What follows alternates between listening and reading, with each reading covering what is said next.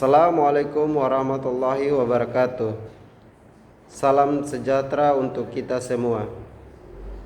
Baik, kali ini kami dari kelompok 4 dengan saya sendiri Sahrul Papalia dan Rifani Lohukai, Sriyanti Makapuas dan Winarsi Muhyiddin.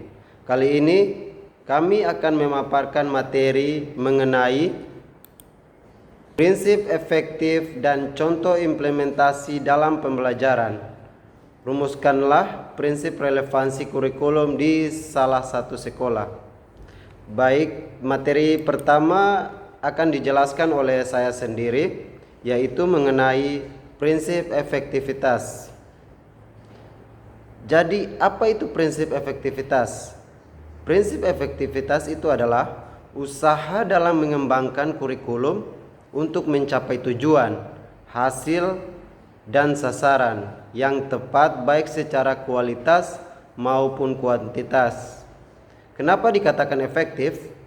Karena kurikulum tersebut sudah efisien sejauh mana program pembelajarannya sudah dicapai atau diimplementasikan. Oke, materi berikutnya akan dipaparkan oleh teman saya yaitu Rifani Lohukai. Atas perhatian dan kesempatannya saya berikan. Berikut ini beberapa prinsip efektif dalam pembelajaran beserta contoh implementasinya. Yakni yang pertama, relevansi kontekstual. Pada prinsip ini, materi pelajaran harus relevan dengan kehidupan sehari-hari peserta didik dan ditempatkan dalam konteks yang dapat dipahami oleh mereka. Contoh implementasinya yaitu menggunakan studi kasus lokal atau situasi dunia nyata dalam pengajaran untuk mengaitkan konsep-konsep akademik dengan pengalaman pribadi peserta didik. Yang kedua, aktif, kolaboratif, dan berbasis proyek. Pada prinsip ini, peserta didik lebih aktif belajar ketika mereka terlibat aktif dalam pembelajaran, berkolaborasi dengan rekan-rekan mereka, dan mengerjakan proyek-proyek praktis. Contoh implementasinya yaitu pembelajaran berbasis proyek, diskusi kelompok, atau proyek kolaboratif yang mengharuskan peserta didik bekerja sama untuk menyelesaikan tugas atau mencapai tujuan tertentu. Yang ketiga, penggunaan teknologi pendidikan. Pada prinsip ini, integrasi teknologi dalam pembelajaran untuk memperluas akses, meningkatkan daya tarik, dan menyediakan sumber daya yang dapat diakses oleh peserta didik.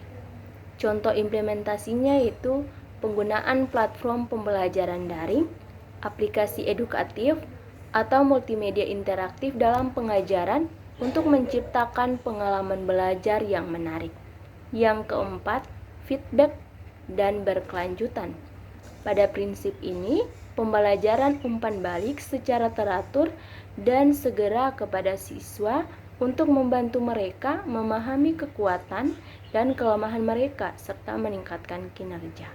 Contoh implementasinya yaitu penggunaan tes formatif, diskusi berbasis umpan balik, atau penugasan berkala dengan evaluasi dan revisi yang berkesinambungan.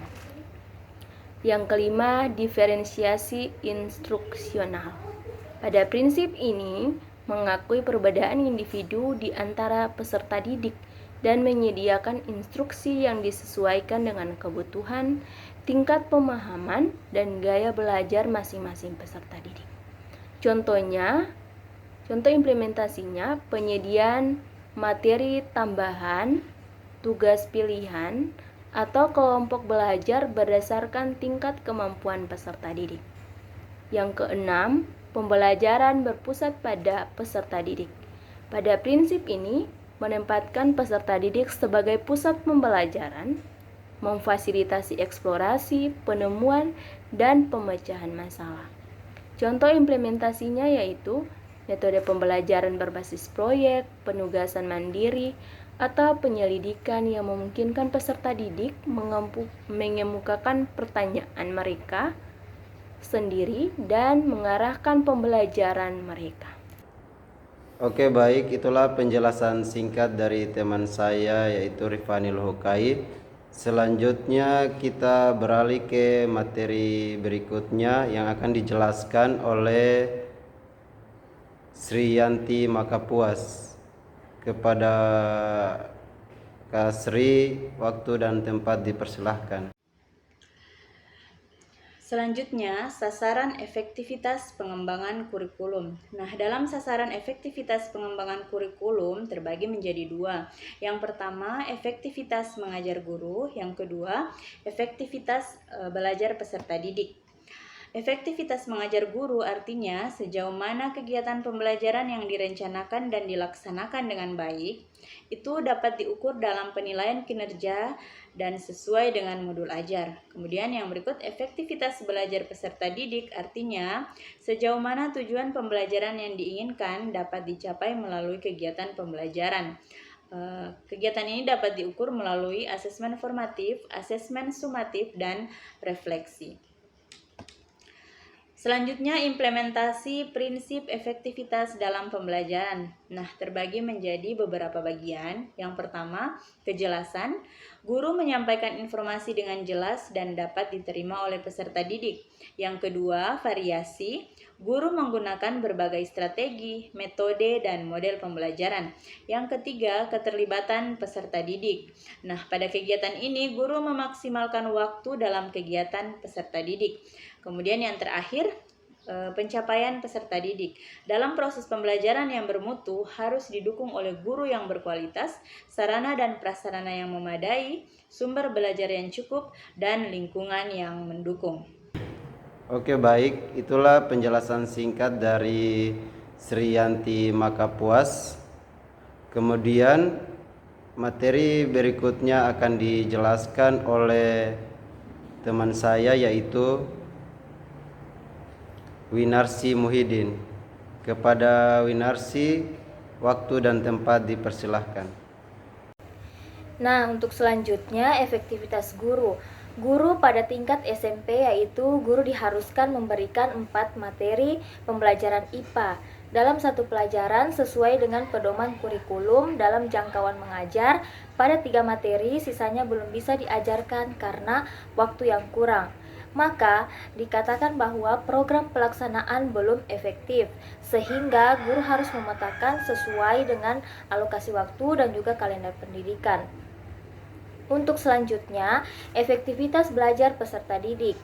Apabila dalam pembelajaran pada materi zat dan karakteristik zat, pada kelas 7 terdapat 4 tujuan pembelajaran dan peserta didik hanya dapat mencapai 2 tujuan pembelajaran, maka pembelajaran dikatakan tidak efektif.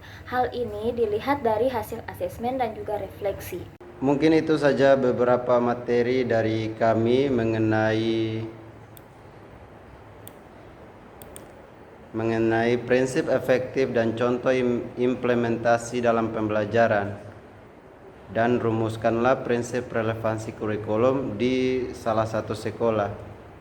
Kami dari kelompok 4 mengucapkan wassalamualaikum warahmatullahi wabarakatuh. Terima kasih.